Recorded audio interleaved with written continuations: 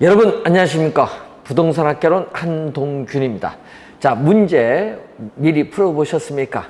자, 여러분 항상 이제 모의고사 문제는 우선 50점 맞으면은 우선 잘 치신 거다. 굿! 이렇게 생각하시면 되겠습니다.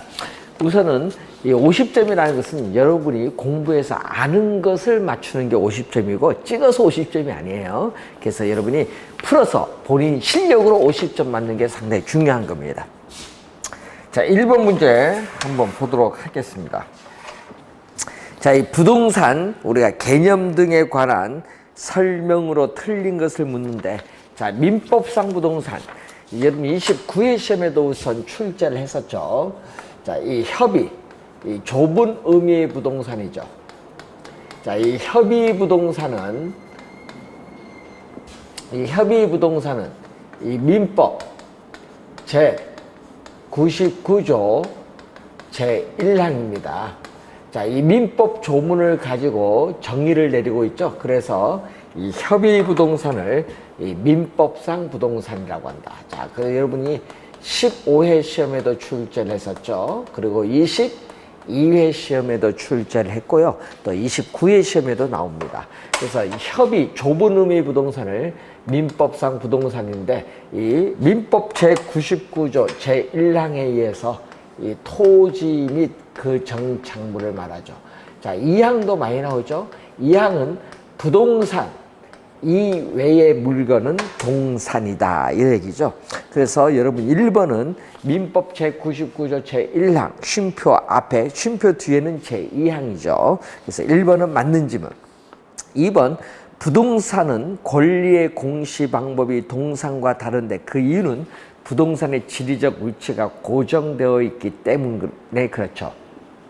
이 부동성 때문에 부동산은 등기, 동산은 점유로서 법률적 측면에서의 공시 방법을 달리하는 근거가 됩니다. 맞고, 3번 부동산은 20년간 이 소유의 의사로 평온 공연하게 점유하고 등기함으로써 그 소유권을 취득한다. 20년이죠.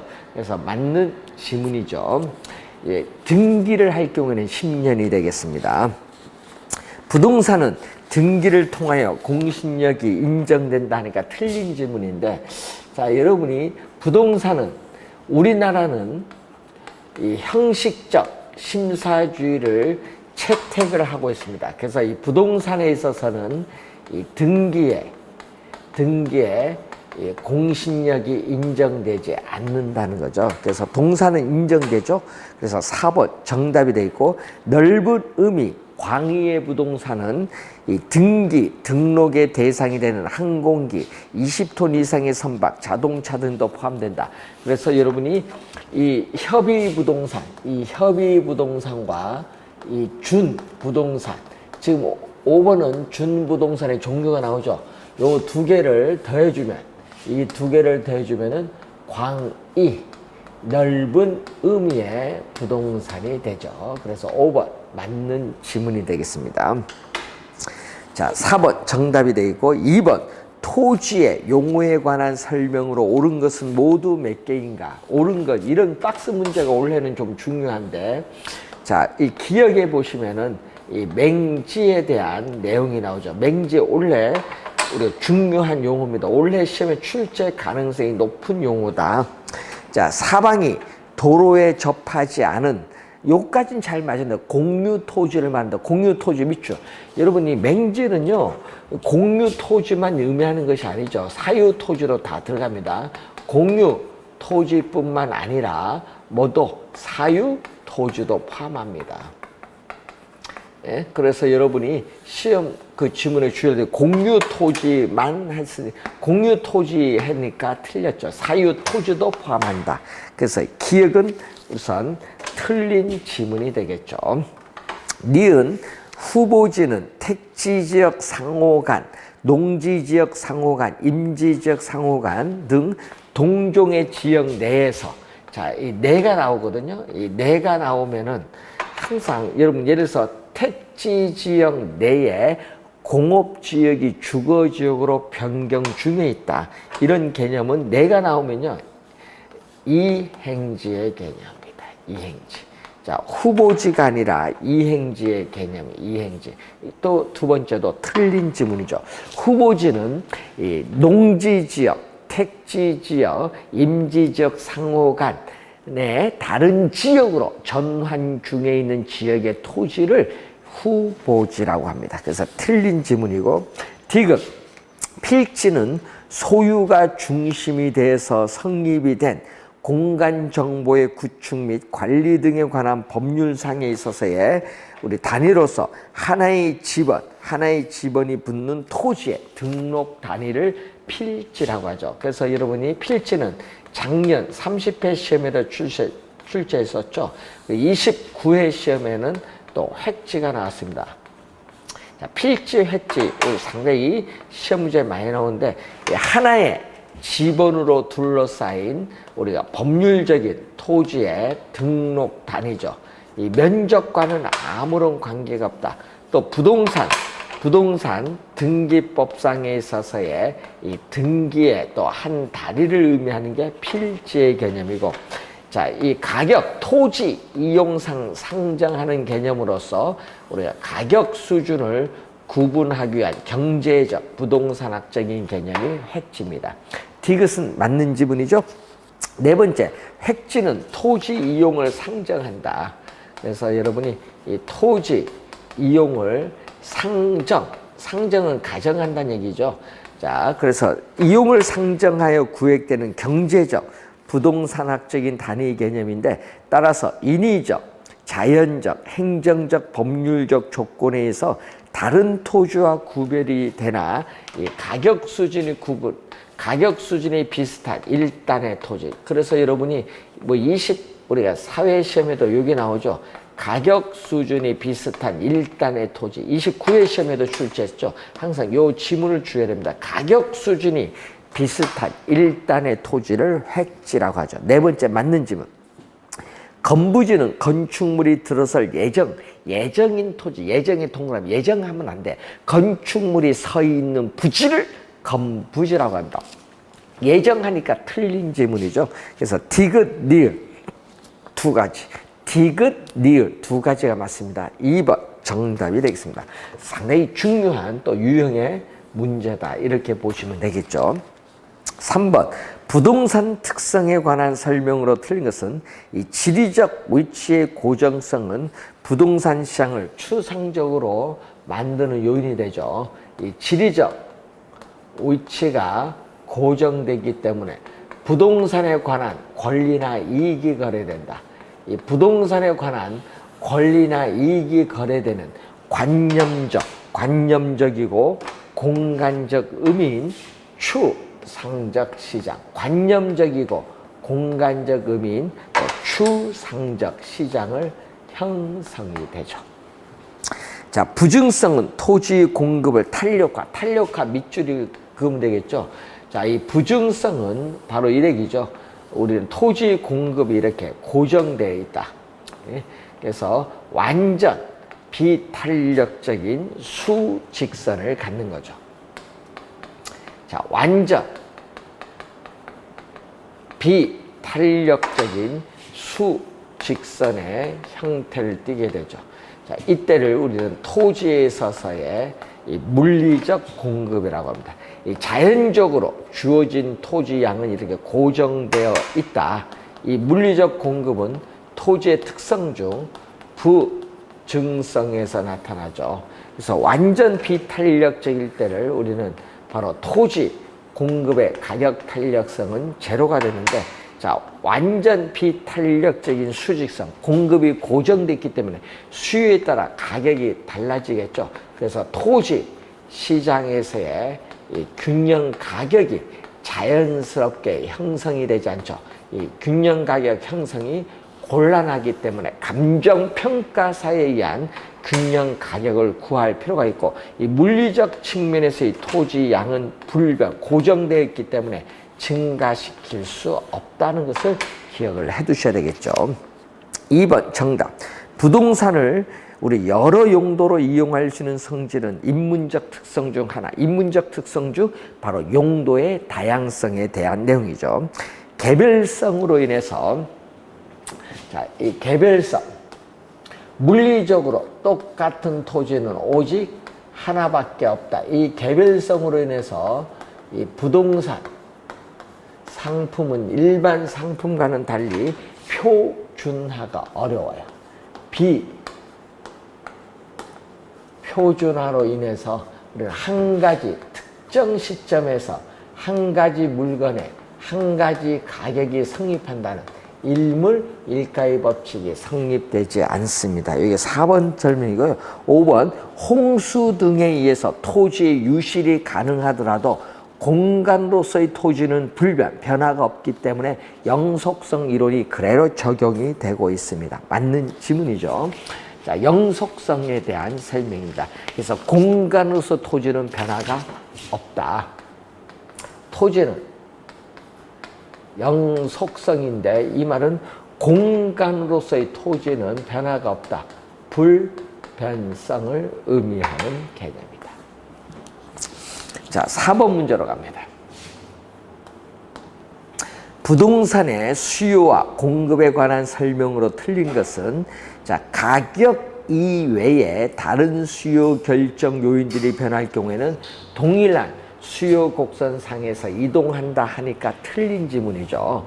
자, 여러분 뭐에 대한 설명이죠? 이거 1번은 우리 수요의 변화에 대한 설명인데, 자, 여러분 수요의 변화는 가격은 변화가 없어요. 자, 해당되는 상품의 가격은 변화가 없다. 가격은 불변인데, 가격은 변화가 없는데 가격 이외에 다른 수요 결정 요인들이 변하는 거죠. 가격 이외에 다른 수요 결정 요인들이 변하는 거죠. 예? 그러면은 수요 곡선 자체가 이 동일한 우리가 수요 곡선 상에서 동일한 수요 곡선 상에서 이동하는 것이 아니라 이 수요 곡선 자체가 이동합니다. 그래서 1번 틀린 지문이 되겠죠. 1번 정답이 되겠습니다. 2번 실질 소득의 감소는 자, 여러분 주어진 소득으로서 살 수 있는 상품의 수량이 실질 소득인데 실질 소득이 감소하면은 이전보다 사고자 하는 상품의 수량이 줄어들기 때문에 수요 곡선 자체가 이동을 하는데 좌측으로 이동하는데 이것은 수요의 변화죠. 자, 이 수요의 변화 중에서도 이 수요 곡선은 일반적으로 이렇게 우하향하는데 이 동일한 가격 수준에서 아까 실질 소득의 감소로 인해서 동일한 가격 수준에서 수요량이 이렇게 줄어들면서 수요 곡선 자체가 이렇게 왼쪽으로 이동을 하죠. 이 수요 곡선 자체가 왼쪽으로 이동하는 것은 수요의 변화, 이 수요의 변화 중 수요의 감소라고 하는데 이 지문이 여러분 2번 설명이 되겠죠. 3번 일반적으로 대출 이자율이 하락을 한다. 자, 대출 이자율이 하락을 하면은 이 소비자에 있어서 여러분 이자를 이전보다 더 적게 지불하죠. 이자 비용이 이전보다 적어들어요. 대출 이자율이 하락을 하면은 부동산을 살 수 있는 구매력은 높아지죠. 그래서 부동산을 사고자 하는 수요는 뭔다? 증가합니다. 3번 맞는 지문이고 4번 균형 상태인 시장. 자, 이 4번 지문은 이 균형 상태, 수요 곡선과 공급 곡선이 만나는 점이 우선 교차하는 점이 바로 여기에 균형이죠. 이 균형 상태에서 건축 원자재 가격이 상승한다. 자, 건축 원자재 가격이 상승을 한다. 이 건축 철근, 시멘트 같은 건축 원자재 가격이 상승하면요, 건축 비용이 오르기 때문에 이전보다 공급은 뭐한다? 감소하죠. 이전보다 공급은 줄어들어요. 자, 공급이 감소하기 때문에 공급 곡선 자체가 왼쪽으로 이동을 하죠. 그래서 균형 가격은 상승하고 거래량은 감소한다. 균형 거래량은 우리가 상승하고 균형 거래량은 감소합니다. 맞는 지문이죠. 자, 임대료가 상승하면은 부동산 수요량이 줄어든다. 자, 여러분이 수요 곡선은 일반적으로 우하향하는데, 자, 임대료가 상승을 하면, 자, 이 점 A점에서 임대료가 상승하면은 수요 법칙에 따라서 수요량은 감소하죠. 이렇게 임대료의 변화, 이 임대료의 변화에 따라서 이 수요량이 변동하는 이 효과를 우리는 가격 효과라고 하죠. 이 임대료의 변화에 따라서 수요량이 변동하는 효과를 가격 효과인데, 이 가격 효과는 뭘로? 대체 효과와 소득 효과의 합으로 구성되죠. 자, 가격이 오르면은 실질 소득이 감소하죠. 실질 소득이 감소하면서 소비자들의 수요량이 줄어든 소득 효과가 우선 발생을 하고, 또 가격이 오르면은 대체 관계에 있는 상대 상품의 가격이 상대적으로 싸니까 이 상품에 대한 수요량이 오히려 또 줄어드는 또 대체 효과죠. 그래서 이 가격이 오르면 수요량이 감소하는 것은 대체 효과와 소득 효과로 설명할 수 있습니다. 5번 맞는 지문이 되겠죠. 자, 5번 문제로 갑니다. 자, 아래 예문에 괄호 안에 들어갈 숫자를 묻죠. 주택시장이 서로 대체 관계에 있는 아파트 빌라, 상품이 이렇게 아파트 빌라 두 개가 주어지면은 이 수요의 교차 탄력성이다. 자, 아파트 빌라 이렇게 상품이 두 개 주어지면은 이 수요의 교차 탄력성에 대한 문제가 됩니다. 자, 이때 아파트 가격에 대한 빌라, 아파트 자극을 주는 가격은 우리가 분모, 반응을 나타내는 수요량은 반응을 나타내는 수요량은 분자죠. 아파트 가격의 변화율에 대한 빌라 수요량의 변화율, 이게 0.8이다. 그래서 아파트 가격 얼마죠? 자, 아파트 가격의 변화율 최초의 가격이 1,600만 원이죠. 1,600만 원에서 2,000만 원으로 올랐다. 플러스 우리가 400만 원이 되겠죠. 가격의 변동분 곱하기 100을 해주면 퍼센티지로 가는 거죠. 퍼센티지로. 자, 그리고 수요량은 우리가 빌라 수요량은 1,200세대에서 우리 수요량의 변동은 모르겠다. 수요량의 변동분은 모르겠다. 델타 Q가 되겠죠. 곱하기 또 100을 곱해줘야 또 뭘로 간다? 퍼센티지로 가죠. 그래서 여러분이 이때 이 100과 100은 약분이 되고 없어지는 거죠. 이 값이 0.8이다. 자, 그럼 요 두 개 곱해줘야겠죠. 요거 얼마? 4, 4, 16. 4분의 1이죠. 그래서 1200. 내항이 곱. 1200. 1에다가 1200 곱한 내항이 곱은 분, 우리가 뭘로? 뭐로? 외항이 곱. 4 곱하기 델타 Q. 외항이 곱은 어떻게 돼요? 외항이 곱은 이렇게 분자로 오겠죠. 자, 그러면 이 값이 0.8인데 4와 1200 약분하면 300이죠. 자, 양변에 300을 곱해주면 얼마? 우리는 240이 되겠죠. 그래서 지금 1200세대, 1200세대가 수요량의 변동분이 240이니까 요걸 더해줘야겠죠. 요걸 더해주니까 얼마? 1440세대로 우리는 증가할 것이다. 그래서 여러분 요 노가 나오면은 뭐 한다? 여기에 1440이 정답이 되겠죠. 그래서 정답은 3번 지문이 정답이 되겠습니다. 자, 6번 부동산 공급에 관한 설명으로 옳은 것은 부동산의 공급 곡선은 일반적으로 우하향한다. 우하향하는 것이 아니라 우상향하죠. 그래서 이 공급 곡선은 이렇게 일반적으로 오른쪽 위로 올라가는 우상향합니다. 공급 곡선은 일반적으로 오른쪽 위로 올라가는 우상향하죠. 자, 우상향하는 이유는 바로 공급의 법칙인데 가격과 공급량은 우리가 비례한다. 자, 2번은 공급의 법칙을 의미하겠죠. 2번은 공급의 법칙인데, 자, 이 분석하고 있는 변수인 가격을 제외한 다른 모든 요인들은 변화가 없을 때 가격이 오르면 비싸니까 생산자는 이전보다 공급을 더 많이 하겠죠. 공급량이 더 많고 가격이 하라면 싸니까 수익이 떨어지면 공급량이 줄어들죠. 이렇게 가격과 공급량 사이의 관계가 이렇게 같은 방향으로 변동한다. 이것을 플러스를 우리는 비례라고 하죠. 플러스 양의 관계, 양의 관계. 이 플러스를 우리 뭐라고 한다? 비례 관계라고 하죠. 플러스는 비례, 마이너스는 반비례라고 합니다. 플러스는 비례, 마이너스는 반비례. 플러스니까 비례 관계에 있다. 2번 정답. 이 생산자 입장에서 공급의 목적은 고전적인 목적이죠. 이윤 극대화를 목적으로 하죠. 효용 극대화는 소비, 수요자 소비의 목적입니다. 그 틀린 점은 이윤 극대화입니다. 자, 가격 이외에 다른 요인, 가격 이외에 다른 요인의 변화에서 공급량의 변화는 공급량의 변화가 아니죠.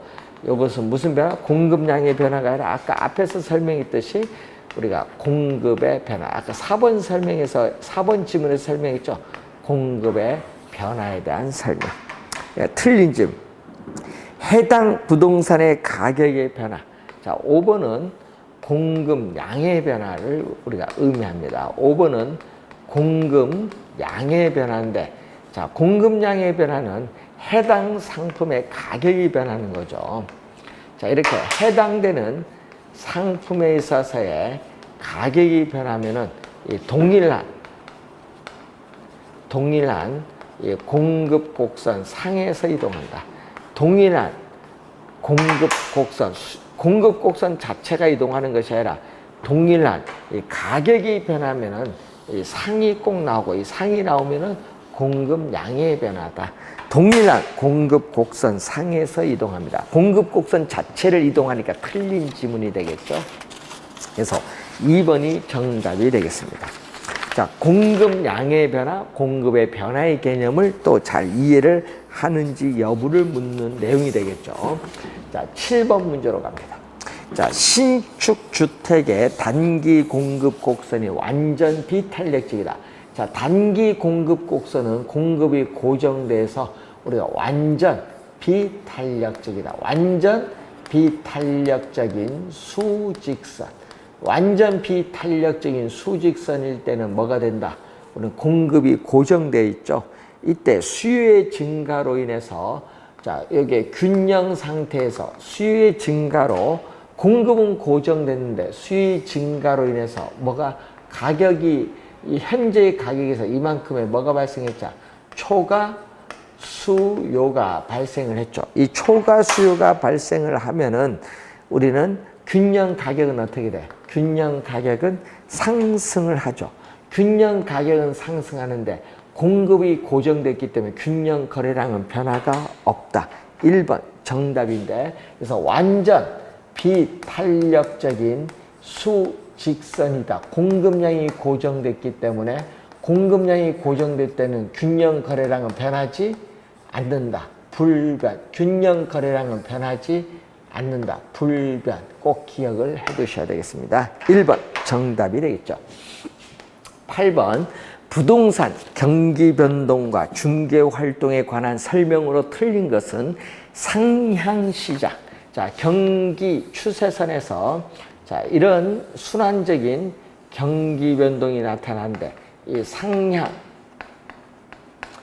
시장, 이 상향 시장에서는 가격이 오르죠. 그래서 매도자는 가격 상승을 기대하여 거래의 성립을 우리가 미루려는 방면, 매수자는 거래의 성립을 앞당기려 하는 경향이 있기 때문에 부동산 중개 전문 활동에서는 매도에 중점을 두죠. 부동산 이 매도에 중점을 두는 현상이 나타나죠. 매도자가 중시가 됩니다. 1번 맞고, 2번 실수요 증가에 의해서 공급 부족이 발생한다. 요즘 우리나라 전세시장 생각하면 되겠죠.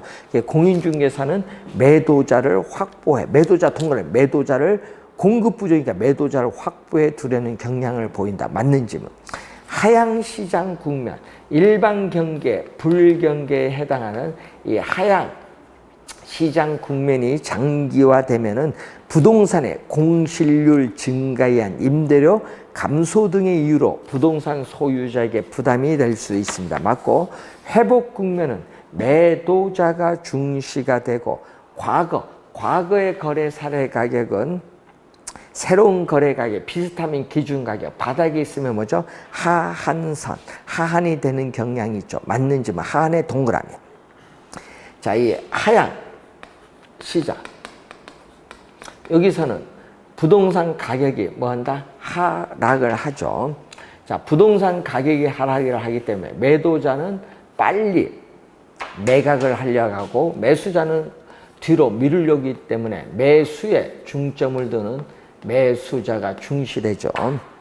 매방, 매도에 중점을 두는 것이 아니라 매수, 뭐죠? 살매자죠. 여러분이 이 살매자입니다. 한자 잘 보세요. 매방, 이게 살매자야. 팔매는 위에 선비사가 들어가고, 이건 살매자입니다. 살매, 매방 중시화, 즉 뭐죠? 매수에 우리가 중점을 두는 거죠. 그러니까 여러분이 이쪽은 팔매죠. 이렇게 선비사가 들어가면은, 요거는 뭐죠? 팔매, 파는 매자를 의미하죠. 지금 요거 살매자입니다. 그래서 1번, 5번 정답이 되겠습니다. 5번 질문. 자, 한자 잘 보시고 우선 5번 우리가 매수에 중점을 두는 형상이 나타납니다. 5번 정답. 자, 9번 문제로 가겠습니다. 부동산 시장의 특성과 기능에 관한 설명 중 틀린 것. 부동산 시장은 국지성이 특성이 있기 때문에 균질적 가격 형성이 가능하다. 부동산 시장은 지리적 위치가 고정됐기 때문에 국지적 시장을 형성하죠. 그렇다 하더라도 우리가 이 지역에 따라 부동산 가격은 달리 형성이 됩니다. 균질적 가격 형성이 가능하니까 틀린 질문. 1번 정답. 부동산 시장의 중요한 기능 중 하나는 경제 주체의 지대 지불 능력에 따라 토지 이용의 유형을 결정하는 것이다. 도심에서 거리가 멀어져서 상업용, 주거용, 공업용의 순으로 토지 이용의 분포가 나타나죠. 자, 부동산 시장은 부동성, 부증성의 특성으로 인해서 공급의 시차가 발생하죠. 그래서 수요, 공급의 불균형으로서 동그라미, 단기적으로 가격 형성이 왜곡될 가능성이 있다. 단기입니다. 장기가 아닙니다. 그래서 3번 맞고, 4번 부동산 시장은 지리적 위치가 고정됐기 때문에 국지화, 지역화되는 경향이 있고, 또 개별성의 특성에 의해서 이 개별성의 특성에 의해서 우리는 부동산 거래는 비공개되죠. 그래서 정보 습득에는 일반적으로 많은 비용이 수반이 되고, 그렇기 때문에 정보의 우리가 중요성, 정보의 중요성이 강조가 되죠. 5번 맞는 지문이 되겠습니다. 자, 10번. 자, A, B 도시 사이에, 원래 계산 문제로서 10번 문제는 출제 가능성이 높습니다. C 도시가 위치한다. 레일리에 소매 인력의 법칙을 적용할 경우에 C 도시에서 A, B 도시로 구매 활동에 유인되는 인구 규모 단, 자, 밑줄 그을까요? C 도시 인구의 80% 밑줄. A, B 도시에 구매하는 것을 가져다. 이렇게 제한 조건이 있는 것은 우리 4번 계산 문제 출제지만 한 번도 없었어요. 이제 이런 유형으로 출제 가능성이 높다. 이런 얘기를 우리가 보는 거죠. 그래서 중력 모형이죠. 자, 이 중력 모형으로서 A, B 두 도시 사이에 위치하는 소비자에 대해서 상권이 미치는 영향의 크기는 두 도시 크기인 인구에 비례하죠. 그리고 상권의 경계. 자, 요것도 4번 출제했었죠. 분기점으로부터 거리 제곱에 반비례한다. 자, 거리 제곱은 항상 반비례입니다. 자, 우리가 9회 시험에서는요, 이 비례와 반비례를 바꿔서 출제했죠. 29회 시험, 13회 시험. 요거, 여러분 13회 시험과 29회 시험은 요 두 개를 우리가 바꿔서 출제를 했어요. 바꿔서 출제를 했고요. 자, 그리고 또 우리가 21회 시험, 또 25회 시험에서는 요 중력 모형, 요 내용을 출제를 했었죠. 고객을 끌어당기는 힘, 유인력, 이 비례는 분자로 가고 반비례는 분모로 가죠. 요걸 이용해서 계산을 하는데, 계산 문제가 우리가 또 우리 출제를 17회 시험에 처음 출제했었죠. 자, 그래서 우리가 24회, 26회, 27회 계산 문제도 이렇게 4번 출제했다. 그래서 올해 31회죠. 올해 시험에는 랠리가 계산 문제 출제 가능성이 높다. 이렇게 보시면 되겠죠. 자, A 도시로, C 도시의 소비자들이 A 도시로 몇 명 갈 거냐. 인구, 유인, 끌어당기는 비율에서 소매, 잠재력의 상대적 크기는 이렇게 분모, 분자, 분수식으로 나타내는데 A 도시는 인구 얼마? 인구에 비례하죠. A 도시 인구 40만 명에 비례하고 분기점으로부터 거리 10km, 거리 제곱에 반비례. B 도시 인구 10만 명에 비례하고 B 도시 간의 거리 5km, 거리 제곱에 반비례. 하여튼 요 수식을 써야 우선 계산을 할 수 있다는 얘기죠. 자, 그러면 얼마? 내항이곱 10의 제곱 100 곱하기 10만 명은 분모로 가고, 외항이곱 5의 제곱 25 곱하기 40만 명은 뭘로 간다? 분자로 가죠. 그럼 요거 약분하니까 4, 요거 약분하니까 4분의 4, 1분의 1이죠. 자, 이 분수식을 이 비례식으로 나타나면 A 대 B는 1대 1이죠. 그렇기 때문에 A 도시로 몇 명 가느냐. A 도시로의 인구, 유인 규모, B 도시로의 인구, 유인 규모인데 C 도시의 인구 몇만 명? 5만 명. 5만 명의 몇 프로? 80%만 구매한다. A, B 두 도시의 80%인 얼마? 5만 명의 80%인 4만 명이 구매하는데 얼마? 1 더하기 1. 1대 1이죠. 그 1 더하기 1, 2죠. 2분의 A는 얼마?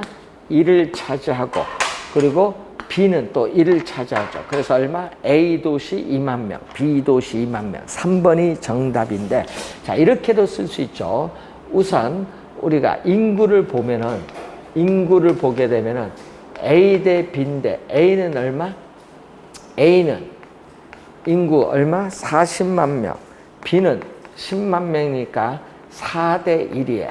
그러니까 얼마? 인구 면에서 볼 때는 A가 B에 비해서 4배 유리해. 인구. 그럼 거리에 대해서 보면 거리 제곱에 반비례 하잖아요. 자, 그래서 A 대 B를 보면은 거리가 얼마? A는 여기 10이죠. 10의 제곱. 거리 제곱 10의 제곱 100이고, 그리고 5의 제곱 25죠. 그럼 얼마? 4대 1이죠. 그래서 4대 1이라는 것은 B가 어떻게 돼? 4배. 거리가 멀수록 불리하잖아요. 그래서 거리가 가까울수록, 그러니까 B가 4배 유리하다. 그래서 A는 인구에 비해서 4배 유리하고, 거리에 비해서는 B가 또 4배 유리하다는 거예요. 4배 유리하다. 거리가 가까울수록 유인력이 크니까. 그래서 거리면에서 보면 B가 A에 비해서 4배 유리하다. 그래서 1대 1이 되는 거죠. 이렇게 간단히 이렇게 해서 구할 수도 있습니다. 자, 그렇게 우선 보시면 되겠습니다. 자, 10번까지 풀었고요. 우리 잠시 쉬고 11번 문제부터 풀이를 진행하도록 하겠습니다.